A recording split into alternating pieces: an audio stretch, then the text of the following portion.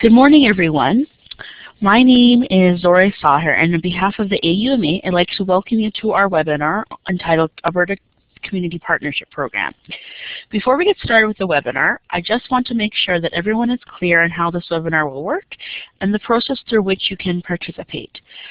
Throughout the session, only the presenters will have the ability to communicate verbally. However, everyone here has the ability to add a comment, ask questions via the chat box in the bottom left-hand corner of the screen.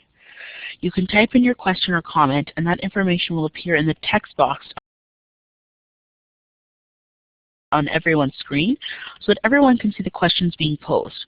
Although you can type your questions at any time throughout the session, we'll actually only address those questions at the end. Also, if you encounter any sound or other technical difficulties along the way, you can type in those issues as well, as we will have staff monitoring the chat box as we go along. I hope that's clear for everyone. So with that, let's begin.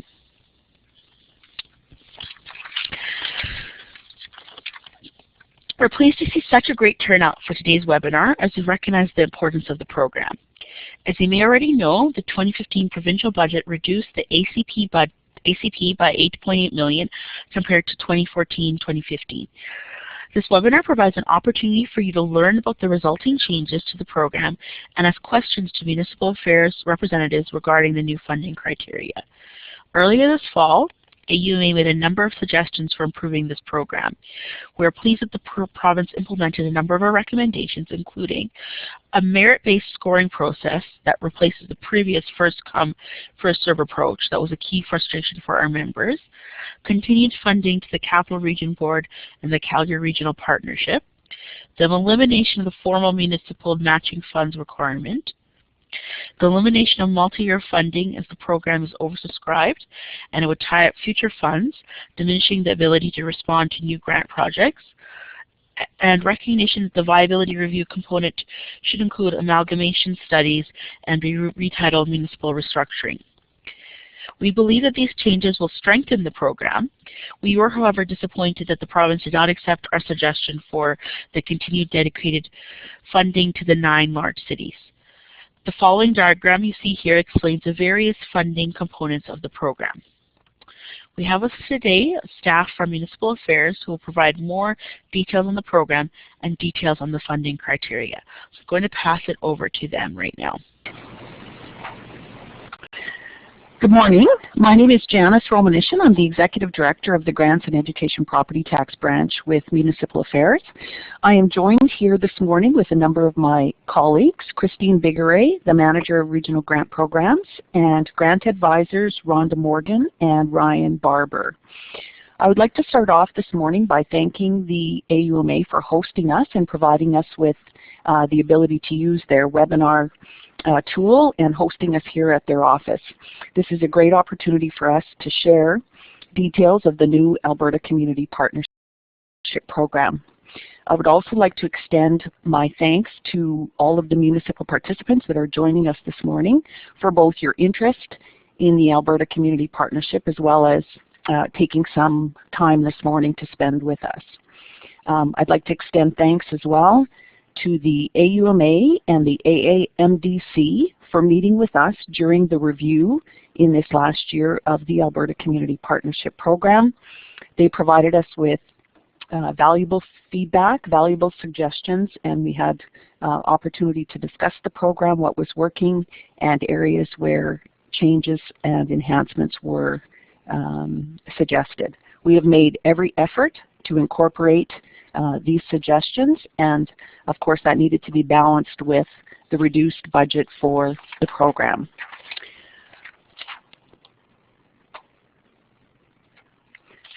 Our agenda today will include an overview of the Alberta Community Partnership and the changes that have been made for the 15-16 program year. The majority of the presentation will focus on the intermunicipal collaboration component, which is where the bulk of the program changes are, and this will include addressing and speaking to the new ranking criteria in the application. At the end of the presentation, we'll have a few details on payment and reporting components, and then we will provide or allow for some time at the end for questions. I am now going to turn it over to Ryan Barber, one of our grant advisors, to begin the presentation. Thanks, James. First, we'll get started with an overview of the Alberta Community Partnership Program. This program provides support to municipalities working together to achieve efficient planning, funding, and the delivery of municipal services. Some of the key program outcomes we're looking for can include projects that lead to new or enhanced regional municipal services. Other outcomes include improved municipal capacity to respond to regional priorities and improved intermunicipal relations through collaborative activities. With a total program budget of $40 million, the ACP is structured to support regional collaboration through the intermunicipal collaboration and municipal restructuring components, and the capacity building through the mediation and collaborative processes, municipal internship, and strategic initiatives components. The next couple of slides will describe the components a bit further. In support of regional collaboration, we have two components, intermunicipal collaboration and municipal restructuring. The intermunicipal collaboration component offers project-based funding for partnerships of 2 or more municipalities to develop regional service delivery and shared administration initiatives.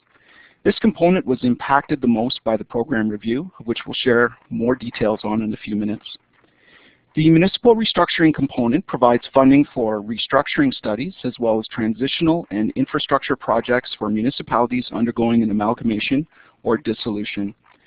Full details, including grant funding thresholds for the municipal restructuring component, can be found within the ACP guidelines posted online. In support of capacity building, the program contains the following program components: mediation and cooperative processes, municipal internship, and strategic initiatives. The mediation and cooperative processes component supports municipalities by helping them to resolve intermunicipal conflict through dispute resolution alternatives. This component can also provide support to municipalities for them to develop collaborative protocols. The municipal internship component provides funding for municipalities to host administrator, land use planner, or finance officer interns.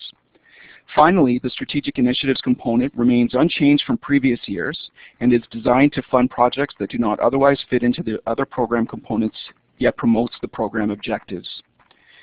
Projects funded under the strategic initiatives component will need to demonstrate their strategic significance and alignment with ministry or provincial priorities. Again, you can find additional information regarding the strategic initiatives component and others within the ACP guidelines posted online. The intermunicipal collaboration component was exceptionally popular in 2014-15, with millions of dollars more in applications than available funding. Under the intermunicipal collaboration component in 2014-15, applications were assessed on a first-in, first-out basis. Some stakeholders expressed concern that funding was not going to projects that were the strongest fit with the program objectives. The ACP budget was reduced to $40 million in 2015-16 from $49 million in 2014-15. Due to the significant interest in the IC component and the reduced budget, a program review was undertaken in 2015 to ensure the program could effectively support regional initiatives with existing resources. The review included working with AUMA and AAMDC to ensure municipal perspectives were considered. For 2015-16, the following changes to the ACP have been implemented. Funding has been streamlined by shifting dollars previously associated with the metropolitan funding component into the higher demand intermunicipal collaboration component. All municipalities, including the 9 previously associated with MF allocations, are now eligible to apply for grants as a managing partner under the competitive IC component. The IC component now awards grants to eligible projects selected on merit-based criteria ranking versus a first received, first reviewed method. Merit assessment considers project impact, project priority, and partnership readiness. This ensures projects that most effectively meet the program's goals are the ones that receive funding. Multi-year project funding under the IC component has been eliminated. Moving to single-year funding will help municipalities prioritize essential projects and ensure the program can meet annual funding commitments without impacting available budget in future years. Cost share will no longer be mandatory under the IC component. However, partnerships that demonstrate contributions will be positively considered under the ranking criteria. More on that a little later in the presentation. The Capital Region Board and the Calgary Regional Partnership will now receive core operating funding under the Strategic Initiatives component. Additional funding may be considered subject to budget availability on a 50-50 cost share basis. Let's now have a look at the intermunicipal collaboration, or as we call it, the IC component. This slide provides an overview of IC program features. Note that the IC component still requires that 2 or more municipalities work together to explore or implement a regional approach to municipal service delivery, shared administration, or governance. The maximum grant funding for a project remains unchanged from the previous year at $350,000. There is a limit of 2 projects per managing partner per year. Eligible projects include establishing a framework for regional service delivery. Also included are projects for capital expenditures for regional initiatives and limited term operating expenditures to pilot a new or enhanced municipal service. The program review and consultation process confirmed the removal of multi-year funding and mandatory cost sharing. However, it is important to note that cost sharing is encouraged through the new ranking criteria, which we'll discuss shortly. Through the IC component, municipalities from across the province partnered on a variety of regional projects to enhance municipal service delivery in 2014-15. Some examples of 2014 approved projects are the County of St. Paul, in partnership with the towns of Elk Point and St. Paul, and the summer village of Horseshoe Bay received $155,000 to conduct an emergency management pilot. The village of Irma, in partnership with the villages of Chauvin and Edgerton, received over $290,000 to conduct a shared water and wastewater operating pilot. Next, let's take a look at the project example under the IC component. In this case, 3 municipalities are partnering to apply for funding to conduct a regional emergency response project and pilot training program with a total project cost of $550,000.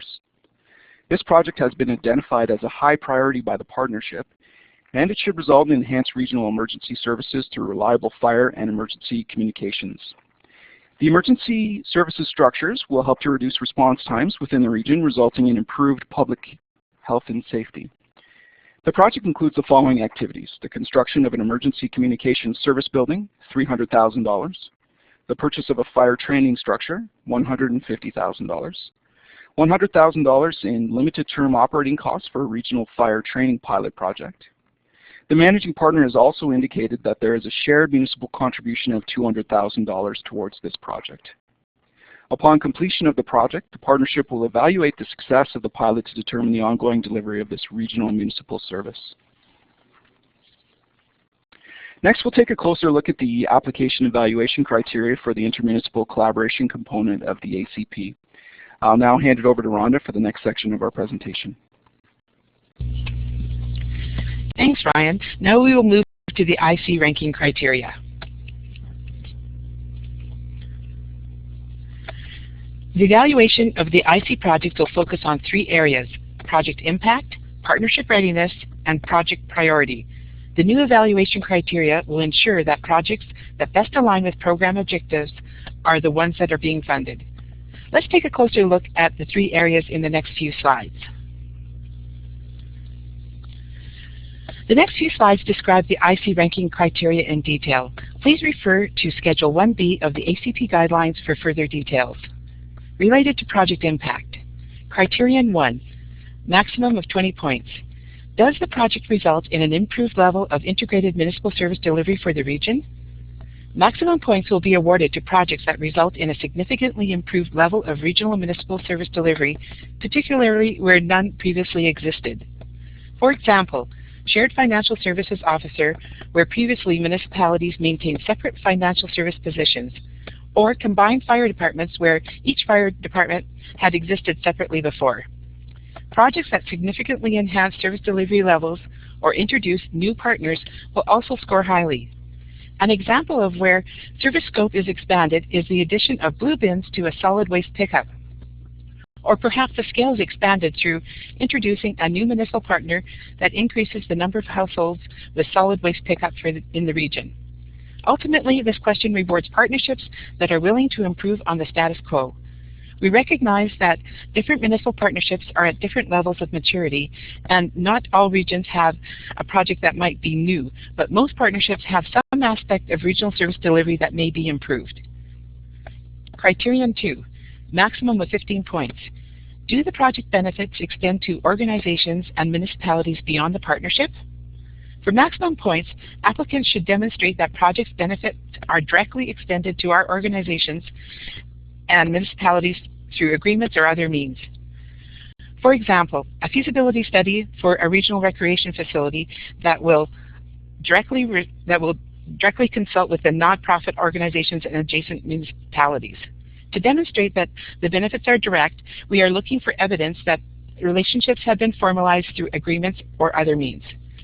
In some cases, the benefits may be indirect, which would result in a mid-range score. For example, neighboring non-partnering municipalities will use and benefit from a regional recreation facility, and user fees provide additional revenue for the service.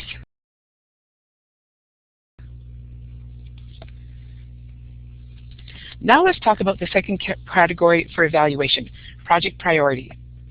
Criterion 3, maximum of 10 points. Has the project been established as the priority for the region? This question assesses whether the project is in alignment with the big picture. For maximum points, the project needs to be identified as a critical priority under a formal plan that links to municipal strategic plans. For example, a shared bylaw enforcement project where it has been identified as part of a regional collaboration plan and individual municipal business plans. Projects that are more of a one-off opportunity will have less priority for funding. Criterion 4, maximum of 20 points. Does the project address critical municipal service delivery needs that will result in improved health and safety? For maximum points, the project will address a life-threatening situation, for example, safe drinking water and emergency services, where maintaining the status quo could result in some sort of critical failure and the applicant presents statistical evidence to that effect. For example, the project will expand water service to a new community where frequent boil water advisories are in effect. Another example would be the creation of a regional fire department that is expected to decrease emergency response times by 25%. This improvement is likely to save lives. Projects that have an indirect impact on health and safety will score lower.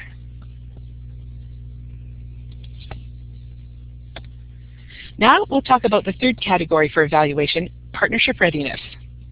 Criterion 5, maximum of 10 points. Are the municipal partners actively engaged in project delivery? We are looking for projects where project administration is collaborative and all participating municipalities have ability to influence the project outcomes. For example, the project is managed by a committee of partnering municipalities that meet regularly to assess and manage the progress of the project. Partner roles and responsibilities may have already been agreed upon. Projects where project administration has been completely delegated to one partner will score lower. Criterion 6, maximum of 5 points. Has the partnership ensured that the project is sustainable beyond the term of the funding? Rather than one-off opportunities, we are looking for projects that have developed long-term plan that addresses relationship development and fiscal impact, such as revenue and cost-sharing models. What we want to know how will the project continue when the funding is gone. For capital assets, this would include detailed maintenance and operation plans. For operational pilots, this would include clear milestones that assess and determine viability of the pilot. Criterion 7, maximum of 5 points. Has the partnership identified the risks and methods to mitigate them? This criteria evaluates the degree to which the partnership has assessed the project for potential risks and whether comprehensive mitigation strategies have been developed. Criterion 8, maximum of 15 points. Are partners committing monetary or capital asset contributions to the project? For maximum points in this criteria, the partnership should be contributing 50% of the project costs, either through a monetary contributions or a capital asset, example, providing land for facility construction. Municipalities may use their MSI funding as their monetary contribution. In-kind contributions such as staff time on the project will not be considered. Partnerships contributing less than 50% will receive a proportionately lower score. A mandatory cost share concept was introduced in 2014 for implementation in 2015. The mandatory element has been eliminated, but the municipality's financial commitment will be assessed through this criteria. The application form will calculate the cost share percentage for you. More details on that in a moment. Again, you can find these criteria, including an overview of the scoring range, in the ACP guidelines and on our website.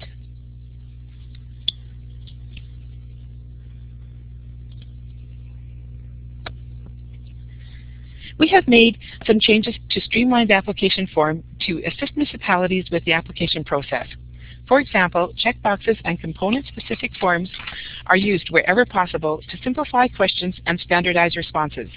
The new application is also aligned with the new evaluation criteria.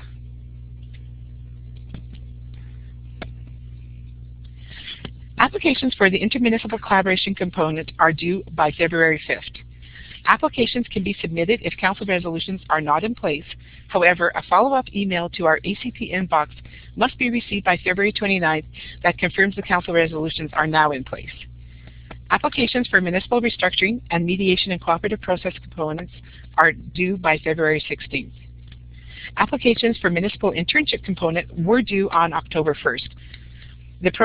With the program to commence this May.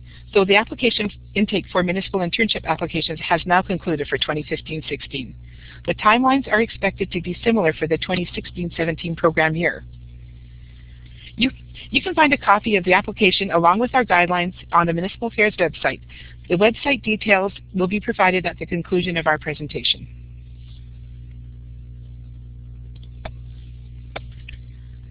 Of critical note is that the evaluation of your application for funding will be based solely on the information submitted on the application form. Supplementary documentation will not be reviewed and will not impact the application evaluation and ranking. Since only the responses to the application questions will be used to rank your application, it is very important that you are as specific as possible with your answers. Please include supporting facts and statistics wherever possible. Next, we will do an application walkthrough with the intermunicipal collaboration component to demonstrate some of the changes we've made to the form.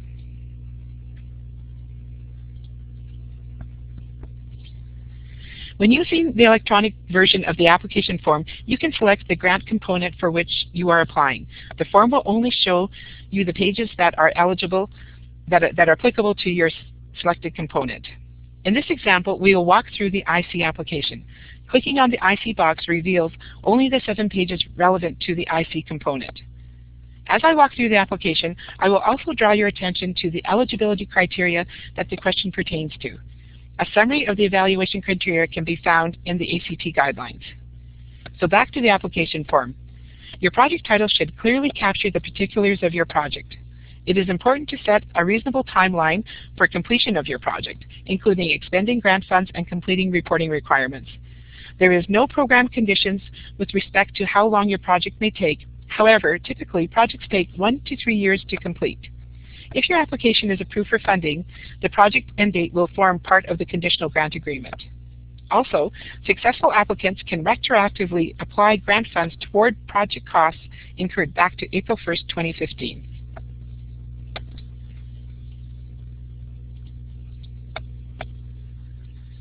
All municipalities in the partnership, including the managed partner, must pass resolutions supporting their involvement in the project prior to applying for funds. The applicant should certify by checking the box under the heading if these resolutions are in place. As noted earlier, an application form may still be submitted by the deadline of February 5th if council resolutions are not yet in place, providing that a following email is received by February 29th. For question 1, choose the type of project that best describes your project, and it will be either a new regional municipal service, expanding an existing regional municipal service, or continued operation, maintenance, or scheduled upgrades of an existing regional service. For question 2, provide a description of your project. Really, we are looking for a summary of the project. Tell us why, what, where, when, who, and how. You will note for the long answer questions, there are several prompting questions to help you provide a complete answer.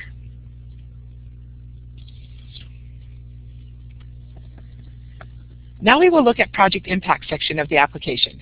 Under 3A and 3B, you are asked to assess how the project will impact the level of regional municipal service delivery and how it will benefit your communities. We will use your answers from questions 1 and 2 regarding the project description and 3A and 3B to evaluate your project under Criterion 1, which states project results in improved level of integrated municipal service delivery for the region. Under question 4, you are asked to explain how the project will benefit other organizations and non-partnering municipalities beyond the partnership. The answer will be used to evaluate your project under Criterion 2, which states project benefits extend to organizations and municipalities beyond the partnership.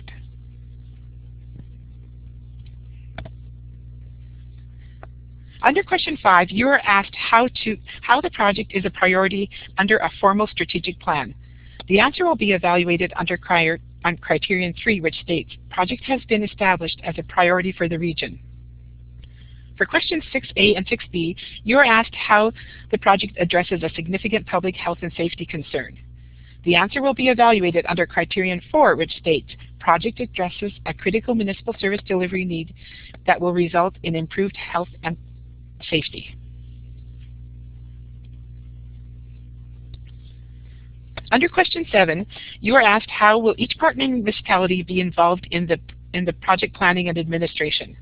The answer will be used to evaluate your project under Criterion 5, which states municipal partners are actively engaged in project delivery.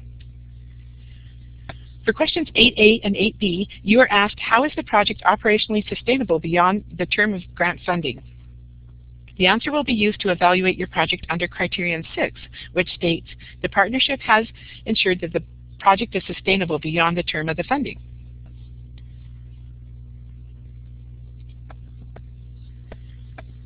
For question 9A and 9B, you are asked how the project risks and mitigation strategy, about the project risks and mitigation strategies. The answer will be used to evaluate the project under Criterion 7, which states the partnership has identified risks and methods to mitigate them. And finally, you're asked how to provide budget information for your project. We have also included calculation functions in the electronic version of the ACP application form to minimize errors. The information provided in line E, municipal cash contribution towards eligible costs, and line F, value of municipal asset contribution, are used to calculate the percentage of project costs contributed to the partnership that's captured in line H. This information is used to evaluate Criterion 8. Partners are committing monetary or capital asset contributions to the project. Before we leave the application form, I gently remind you to ensure your application form is signed by a CAO prior to the submission. Unsigned applications will not be evaluated. The following 2 slides will highlight the payment and reporting compliance. The ACP payment for approved projects will be made following legislative approval of the provincial budget and ministerial authorization of the component budgets. Payments for approved projects will be made based on the conditions in the Conditional Grant Agreement, or CGA. Typically, grant payments are made 2 weeks following the completion of the CGA, unless otherwise stated.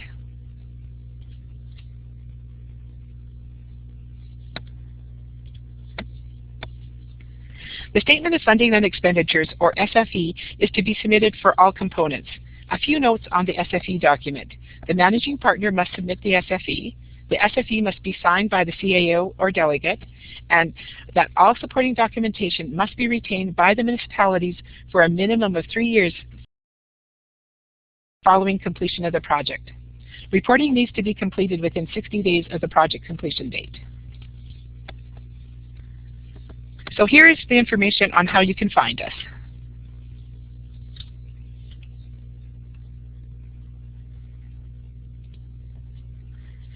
This is the end of our formal presentation. Thanks again to the AUMA for providing this opportunity and to our audience for attending. I will now turn it over to Zoe to ask the questions you submitted throughout the presentation. So we're waiting for you. I know you're all listening intently to the presentation, so you didn't have an opportunity to type in some questions. But now's your opportunity to ask. We've got an hour left scheduled, so quite a bit of time to get through some questions for you. So I see some coming in.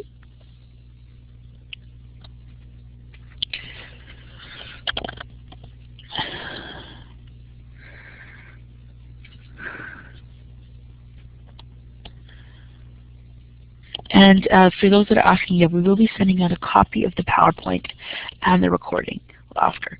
Okay, so this first question is from Joanne Irwin. And Christine, who we have here from Municipal Affairs, is going to actually answer it. So the question is, the limit of 2 applications per municipality. Is that per component or for the ACP?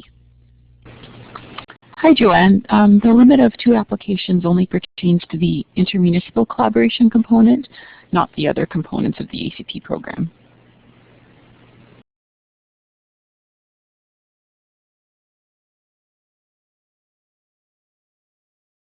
Looks like we have some other questions coming in.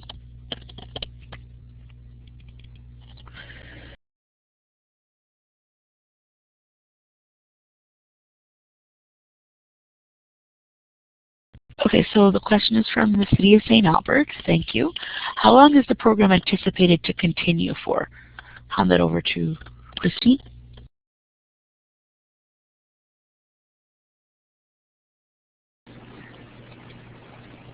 Hi. The Alberta Community Partnership Program was in the 15-18 Municipal Affairs Business Plan for this year and with budget targets for the following 2 years. Okay, so we have another question from the town of Clare's Home.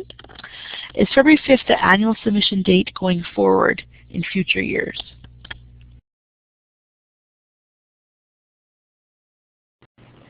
The submission date hasn't been determined for next year, but we'd anticipate it would be a little bit earlier in our fiscal year. Some of you may recall in prior years the deadline was typically around November 30th, so you'll need to stay tuned for that information. Thank you. Okay, so we have a question from Glenn, and Glenn's question is, will there be more than one call for applications in 2016? Hi, Glenn. This will be the only call for intermunicipal collaboration applications in our 15-16 fiscal year, which ends on March 31st of 2016.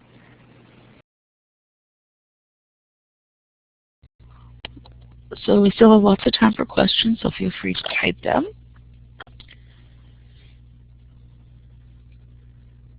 Looks like we have one coming in from Megan. We'll wait for Megan's question. Okay, so Megan's question is, what is your anticipated review timeline?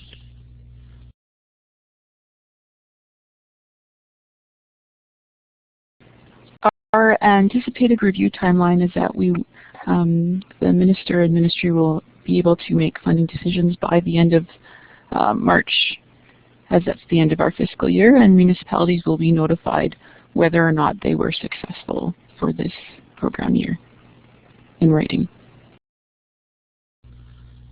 Okay, it looks like we have a question from the town of Banff coming in and Slave Lake.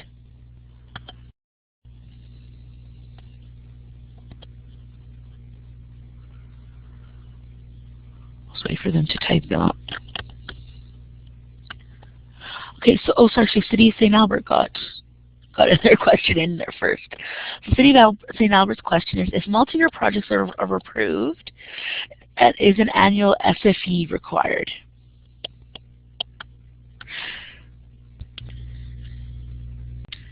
Good morning, this is Rhonda. With regards to the multi-year projects, that process was discontinued for this year, so there will be no multi-year approvals going forward for this year. And I believe that we modified the process last year with regards to the multi-year commitments. So no multi-year commitments were made last year as well. So that being said, if it's not specifically with the IC component and you're speaking to the intern program, which I believe is the only program that we have some element of multi-year to, that I do believe that interim reporting is required with that process, and that that's clearly stated, and those conditions are in your conditional grant agreement as well. So I think Rhonda's going to be answering this question too from Slave Lake. Is there a limit to overall GOA funding for a project, including other sources?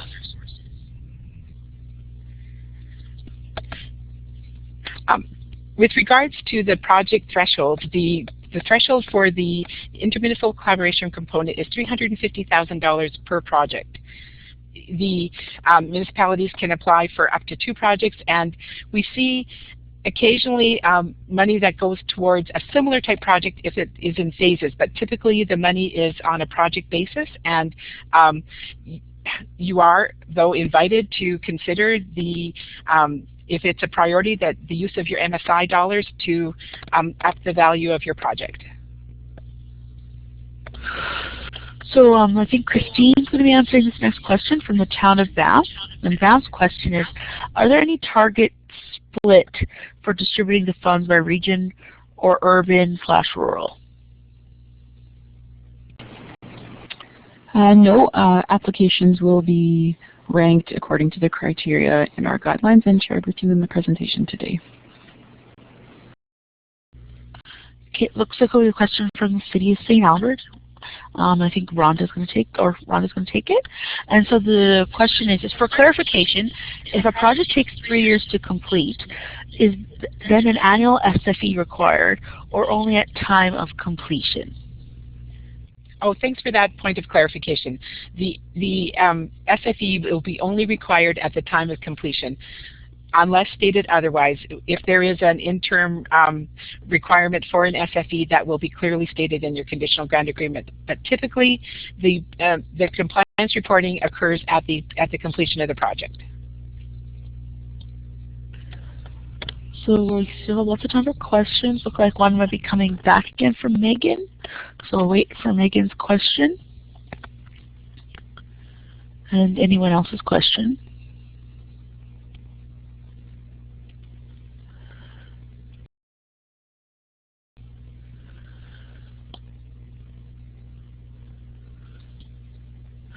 Okay, so Megan's question is, if a project has multiple phases, could each phase be considered a separate project?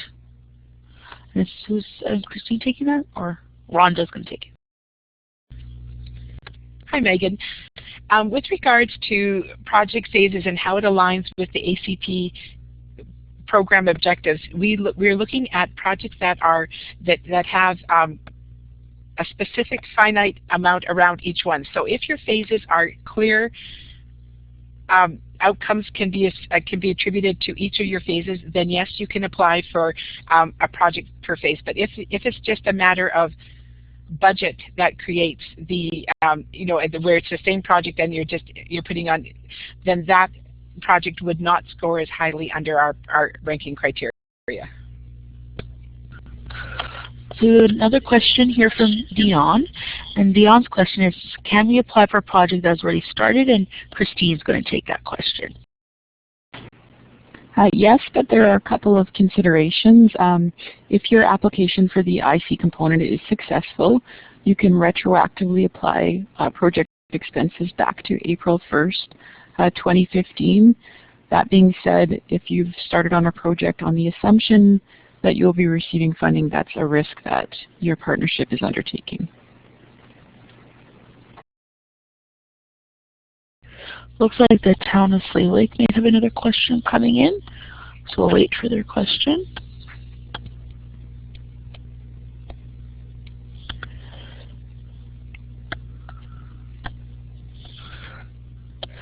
So here's the town of Slave Lake's question. If we already have received some GOA funding for the project, could we apply for additional funds through this program? Is Christine going to answer this, or? Okay, so Christine's going to take this one. If the GOA funding that you're referring to is from a different grant program, that's fine. If you already have intermunicipal collaboration funding for the same project, then we would encourage you not to apply again. We have another question here from the City of St. Albert. St. Albert's question is, can a project that was completed between April 1, December 31, 15 be eligible? And Rhonda's going to answer that. Just like Christine just stated, that if you receive approval for a project that you can retroactively apply the grant funds back to April 1st of 2015. So that being said, if you already have completed a project and want to make an application for that and are successful, then yes, you can apply the funds back to April 1st. Just a cautionary note that if you have done that, the risk still sits with the municipality till the minister makes his funding decision. Looks like we have a question coming in from Dwight.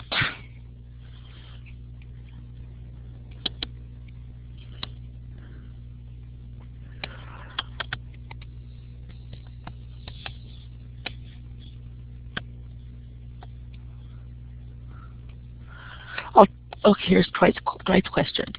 So if we receive federal funds for the projects, can these federal funds be used as a municipality's contribution? So Rhonda's going to take that. Hi, Dwight. The process that we have on how we address grants that are being stacked is that if the federal program has no restrictions on how the funds can be used, then we have no restrictions on how the funds can be used. So if it's basically on the requirements that and the rules of the other grants. So if the other grant is okay to be stacked with the ACP grant, then yes, that's acceptable from our perspective.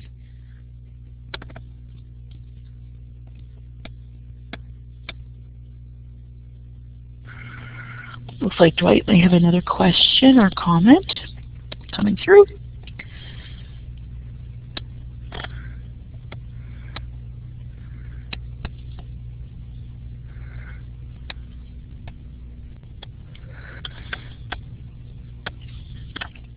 I'll take this opportunity to plug that we also are doing we're also delivering this webinar again next Friday morning, the 22nd. So if anyone in any municipality still wants to participate, they can go ahead and register. Information is on the auma.ca site.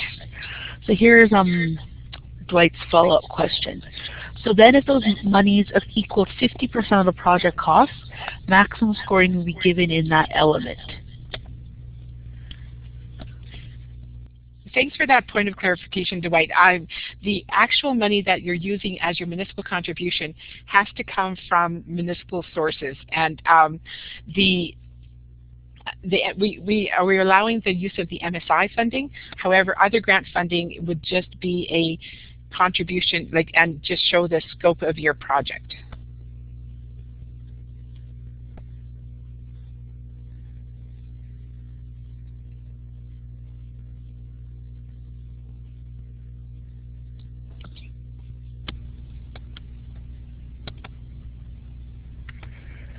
So yeah, we still have time for questions. Feel free to type them in the box.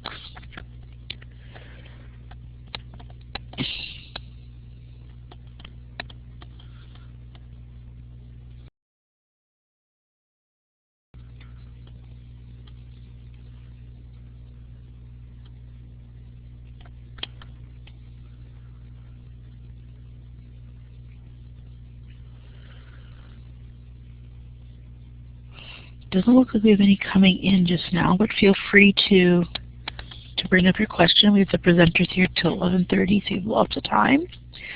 If we end up wrapping early, we will just end the webinar recording, and the slides will be emailed to you in the next few days. As I mentioned, we have another webinar coming up on the 22nd. So if you want someone else in your municipality to listen in, or feel free to register again if you have some more questions that come up or want to have some clarification on some issues. There's a lot of availability in that in the webinar next week.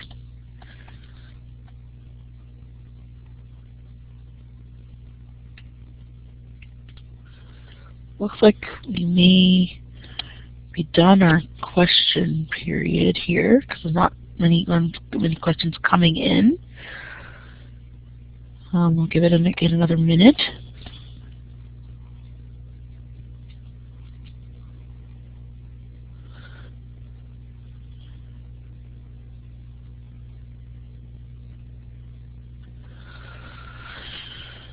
Okay, so with that, I'm going to wrap up the webinar presentation for today. Thank you to everyone for participating. Thank you to Municipal Affairs. And as I mentioned, if you know anyone else who would like to hear this presentation again, or if you want to hear it again, we're doing it next Friday. Again, at same time, 10 to 11:30. Registration information is on the auma.ca website. Thank you again, everyone, and have a great Wednesday. Bye.